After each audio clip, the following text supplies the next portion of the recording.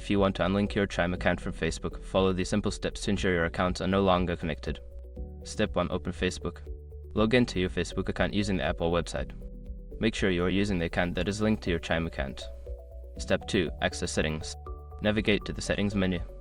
On the app, tap on the 3 horizontal lines in the bottom right corner, then scroll down and select Settings and Privacy, followed by Settings.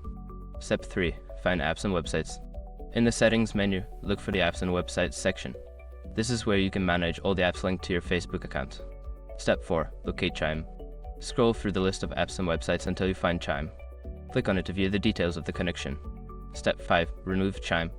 Select the option to remove or unlink Chime from your Facebook account. Confirm the action when prompted to complete the process.